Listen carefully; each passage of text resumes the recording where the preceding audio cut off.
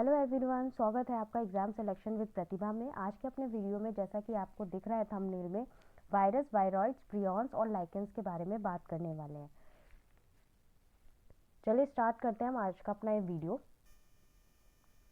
बात करते हैं बायोलॉजिकल क्लासिफिकेशन की। जैसा कि सबको पता है कि बायोलॉजिकल क्लासिफिकेशन में जो था वो आर.एच. विटेकर ने दिया था। उन्होंने 5 किंगडम ऑफ क्लासिफिकेशन दिया था, जिसमें उन्होंने लिविंग ऑर्गेनिजम्स को कितने किंगडम में बांटा था?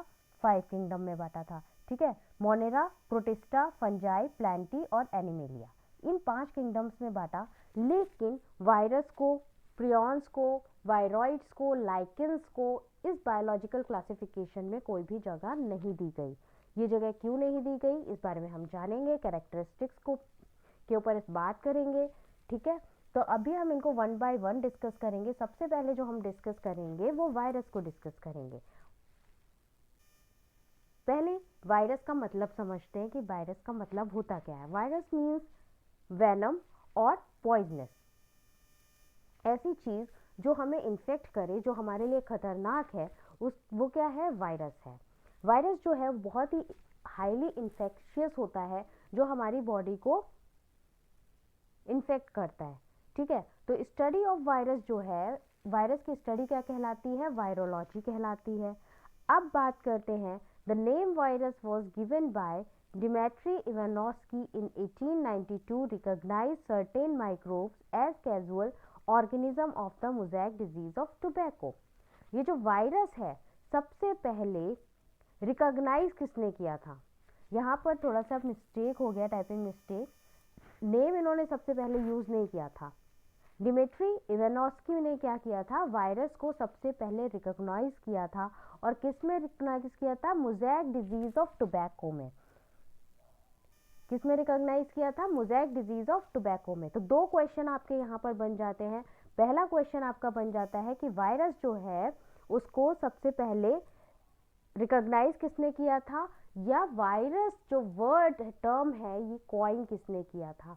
ठीक है, तो वायरस जो है सबसे पहले रिकॉग्नाइज का अगर पूछते हैं तो इसका आंसर होगा आपका डिमिट्री इवानोस्की, जिन्होंने 1892 में मोज़ेक डिजीज ऑफ टोबैको में माइक्रोब्स के ऊपर स्टडी किया था, जिससे उन्होंने वायरस को रिकॉग्नाइज किया था। नेक्स्ट जो है हमारे साइंटिस्ट, दैट इज M.W. वेज़ेरेनिक। ठीक है, M.W. वेज़ेरेनिक ने क्या किया? इन्होंने जो था सबसे पहले कॉइन की थी टर्म वायरस। सबसे पहले वायरस शब्द का इस्तेमाल जो है वो M.W. वेज़ेरेनिक ने किया था। इन्होंने क्या किया? इन्होंने जो इन्फेक्टेड प्लांट था टोबैको का, उसका एक्सट्रैक्ट निकाला और उस एक्सट्रैक्ट को हेल्दी प्लांट्स के साथ ट्रीट किया। जब उन्होंने ऐसा ट्रीट किया तो उन्होंने पाया जो इन्फेक्टेड प्लांट थे उन्होंने हेल्दी प्लांट्स को भी इन्फेक्ट कर दिया। ठीक है, तो इन्होंने बोला M.W. वेज़ेरेनिक ने कि जो वायरस होते हैं वो क्या होते हैं, अगर किसी हेल्दी प्लांट के साथ या किसी हेल्दी होस्ट सेल के साथ जाकर अटैच होते हैं तो वो दूसरे होस्ट सेल को भी इन्फेक्टेड कर देते हैं। और ये जो वायरस फ्लूइड इन्होंने एक्सट्रैक्ट किया था, उस एक्सट्रैक्शन को क्या नाम दिया? उस एक्सट्रैक्शन को नाम दिया था कॉन्टेजीनियम बाइवम फ्लूइडम। तो ये जो बहुत इंपॉर्टेंट फ्लूइड का नाम है ये आप याद रखेंगे, ये आपके एनसीईआरटी में बहुत क्लियर दे रखा है। ठीक है, M.W. वेज़ेरेनिक ने जो फ्लूइड यूज किया था उस फ्लूइड का नाम, एक्सट्रैक्ट का नाम क्या रखा था?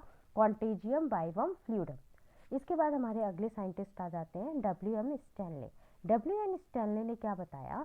W.M. स्टैनले ने ये बताया कि वायरस जो होते हैं वो क्रिस्टलाइज्ड होते हैं या क्रिस्टल्स होते हैं और इनमें बहुत सारा प्रोटीन होता है। यानी कि जो वायरस होता है, वायरस का स्ट्रक्चर हमारा कुछ इस तरीके से होता है और ये क्रिस्टल की फॉर्म में प्रेजेंट रहते हैं ऐसे। यानी ये तब तक इनएक्टिवेट रहेंगे जब तक कि इनको कोई होस्ट सेल ना मिल जाए। तो स्टैनले ने क्या बताया? स्टैनले ने क्या डिस्कवर किया? स्टैनले ने डिस्कवर किया वायरसेस जो होते हैं वो एक तो न्यूक्लिक एसिड के बने हुए होते हैं, और उसके साथ साथ ही प्रोटीन के बने हुए होते हैं। ठीक है, तो स्टैनले ने क्या बोला कि वायरस जो होते हैं वो न्यूक्लिक एसिड के और प्रोटीन से मिलकर बने हुए होते हैं। अगला देखते हैं हम वायरस की कैरेक्टरिस्टिक्स को, कि जो वायरस है उसको बायोलॉजिकल क्लासिफिकेशन में जगह क्यों नहीं मिली। तो इसके कुछ सर्टेन रीजंस हैं जिनको हम डिस्कस करेंगे। The first reason is the viruses are non cellular organism. जैसा कि आपने देखा था बायोलॉजिकल क्लासिफिकेशन में क्या था, बायोलॉजिकल क्लासिफिकेशन में आर.एच. व्हिटेकर ने जितने भी ऑर्गेनिजम्स को इंक्लूड किया था और उनको किंगडम में क्लासिफाई किया था, तो उन्होंने क्या देखा था कि वो सारे ऑर्गेनिजम्स जो थे वो सेल से बने हुए थे। ठीक है, लेकिन जो वायरस है वो नॉन सेलुलर ऑर्गेनिज्म है, यानी ये सेल से बने हुए ऑर्गेनिज्म नहीं है। तो पहला रीजन क्या है वायरस का बायोलॉजिकल क्लासिफिकेशन में ना रहने का, कि ये नॉन सेलुलर ऑर्गेनिज्म है। दूसरा क्या है, वायरसेस आर ऑब्लिगेट पैरासाइट। अब ऑब्लिगेट पैरासाइट का मतलब क्या होता है, वायरसेस जो है वो ऑब्लिगेट पैरासाइट होते हैं, यानी कि जो वायरस होता है वो क्या करता है, अपना उसकी अपनी ना ही कोई मशीनरी होती है, ना ही अपना कोई बॉडी स्ट्रक्चर ऐसा कोई डेफिनेट सा होता है लिविंग का, क्योंकि वायरस को जो है वो ट्रू लिविंग कंसिडर नहीं किया गया है। ठीक है, वायरस जो है वो ट्रू लिविंग कंसिडरेशन में नहीं आता है। तो वायरस जो है वो क्या है, ऑब्लिगेट पैरासाइट है। और ऑब्लिगेट पैरासाइट कैसे हैं, क्योंकि ये होस्ट सेल की, किसकी, होस्ट सेल की मशीनरी यूज करते हैं रेप्लिकेशन के लिए, फूड के लिए, रिप्रोडक्शन के लिए। इन्हें हमेशा दूसरी बॉडी ही चाहिए होती है, दूसरी बॉडी की ही मशीनरी को यूज करते हैं। दूसरी बॉडी के मशीनरी के बिना कैसे रहेंगे, इनएक्टिव रहेंगे। दूसरा रीजन क्या है, फिर नेक्स्ट रीजन जो हम डिस्कस करेंगे वो क्या है, capable of reproducing only when inside a host cell, यानी कि ये तभी रिप्रोड्यूस कर सकते हैं जब किसी होस्ट सेल के अंदर हो। माना ये हमारा कोई सेल है, ठीक है, इसको बैक्टीरिया ने इन्फेक्ट किया, तो ये जो बैक्टीरिया है जब ये होस्ट सेल के साथ अटैच हो गया, तब अब क्या करेगा, ये एक्टिवेट हो जाएगा, इसको फेवरेबल कंडीशंस मिल गई। अब ये इस होस्ट सेल की क्या करेगा, इस होस्ट सेल की मशीनरी यूज करेगा रिप्रोडक्शन के लिए। बात क्लियर हो गई, रिप्रोडक्शन के लिए, रेप्लिकेशन के लिए, फूड के लिए ये होस्ट सेल की मशीनरी यूज करेगा, बॉडी यूज करेगा, और तब तक यूज करेगा जब तक कि ये होस्ट सेल पूरी तरीके से डिस्ट्रॉय ना हो जाए, ये पूरी तरीके से इसको मार देगा। फिर नेक्स्ट पॉइंट हमारा क्या है, इसके बाद देखते हैं।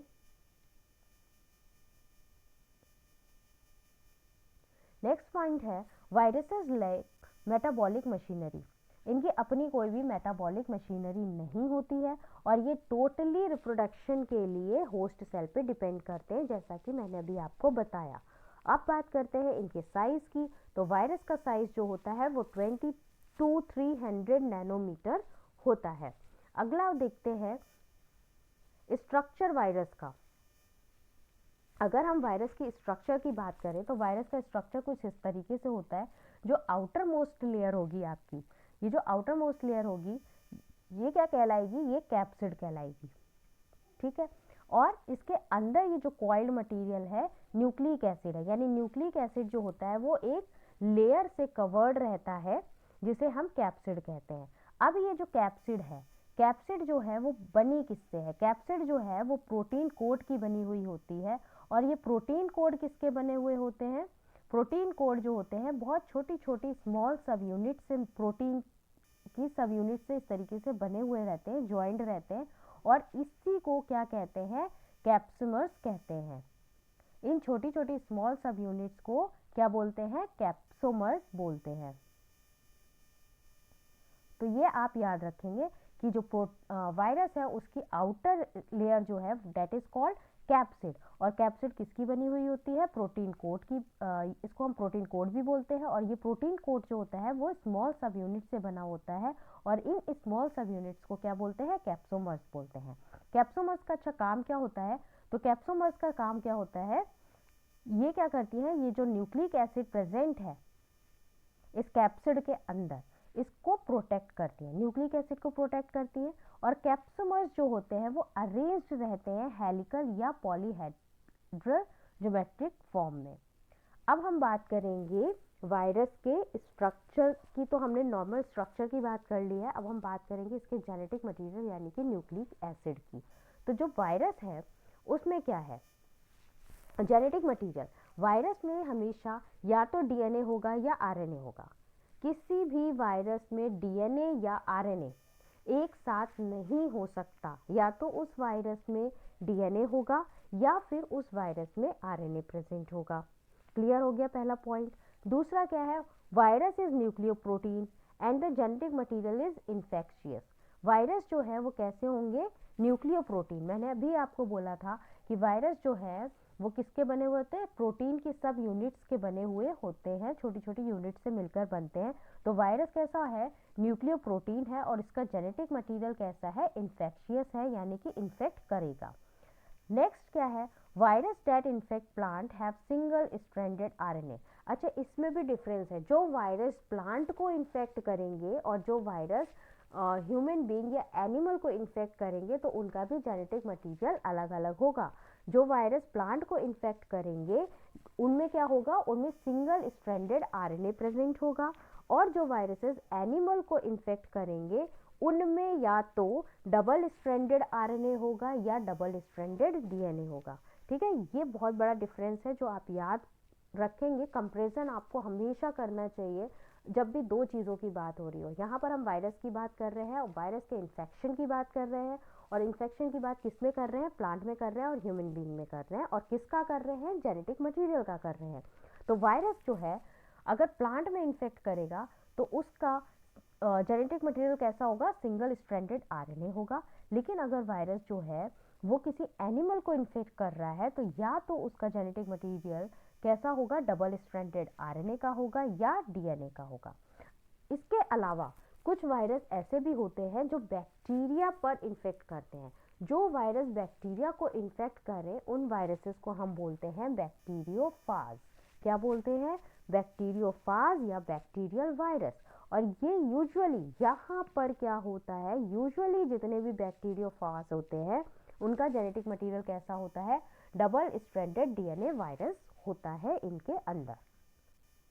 बात करेंगे disease caused by virus. Virus जो है वो कौन कौन सी डिजीज कॉज करते हैं, ह्यूमंस में किस तरीके की डिजीज कॉज करते हैं और प्लांट्स में किस तरीके की डिजीज कॉज करते हैं। तो ये जो डिजीजेज इंक्लूड की हैं ये एनसीईआरटी में दी गई हैं, इसीलिए बहुत ही इंपॉर्टेंट डिजीज हैं। इसके अलावा हम डिजीज कॉज्ड बाय वायरस विषाणुओं से जनित रोगों के बारे में एक अलग से वीडियो भी बनाएंगे जिसमें सारे रोगों को डिस्कस किया जाएगा। लेकिन इस टॉपिक में हम केवल उन्हीं डिजीजेस को डिस्कस करेंगे जो आपके एनसीईआरटी में दे रखी हैं। ठीक है, तो यहाँ पर आपको ह्यूमंस में कौन कौन सी डिजीज बता रखी है, एक मम्स बता रखी है, small pox, herpes, influenza, AIDS. ये सारी की सारी डिजीज जो है वो वायरस के द्वारा कॉज की होती हैं। प्लांट्स में डिजीज जो कॉज करता है वायरस, पहली है मोज़ेक फॉर्मेशन, दूसरी है leaf rolling and curling, third one is yellowing and when clearing, and last one dwarfing and stunted growth. Mosaic formation में क्या होता है, जो पैरासाइट होता है, यानी कि जो हम पैरासाइट कौन सा होगा, वायरस होगा हमारा। जो भी पैरासाइट होगा वो क्या करता है, प्लांट को डिस्ट्रॉय कर देता है। और मोज़ेक फॉर्मेशन जो है, अगर इसके एग्जाम्पल्स की बात करें तो कौन कौन से प्लांट्स में देखा जाता है, तो रोजेस के प्लांट में देखा जाएगा, बीन्स में देखा जाएगा, टोबैको में देखा जाएगा, पंपकिन में देख सकते हैं आप। पंपकिन के बाद आप इसको वाटरमेलन में भी देख सकते हैं। बेसिकली कहने का मतलब ये है कि जो मोज़ेक फॉर्मेशन है वो जितने भी क्रॉप एंड सीरियल्स हैं, वेजिटेबल्स एंड सीरियल्स हैं, उनके अंदर होने वाला रोग है, उनके अंदर होने वाली डिजीज है, that is mosaic formation. Second वाली जो है वो लीफ रोलिंग एंड कर्लिंग है। इसमें क्या होता है, जो पेड़ की पत्तियां होती हैं वो क्या हो जाती हैं, या तो कर्ल हो जाती हैं, कई जगह से मुड़ जाएंगी, या फिर क्या होगा, या तो उल्टी ऊपर की तरफ रोल हो जाएंगी या नीचे की तरफ रोल हो जाएंगी। तो ये भी किस वजह से होता है, वायरस की वजह से होता है। तो इस वाले पार्ट में हमने वायरस के स्ट्रक्चर को स्टडी किया, वायरस की डिस्कवरी, बेसिक जनरल कैरेक्टरिस्टिक्स और जेनेटिक मटेरियल को डिस्कस किया है। नेक्स्ट पार्ट में हम डिस्कस करेंगे वायरॉइड्स, प्रियॉन्स और लाइकेंस के बारे में। तो बने रहिएगा चैनल के साथ। अगर आपको ये वीडियो पसंद आया हो तो प्लीज़ चैनल को लाइक कीजिए, सब्सक्राइब कीजिए और शेयर कीजिए।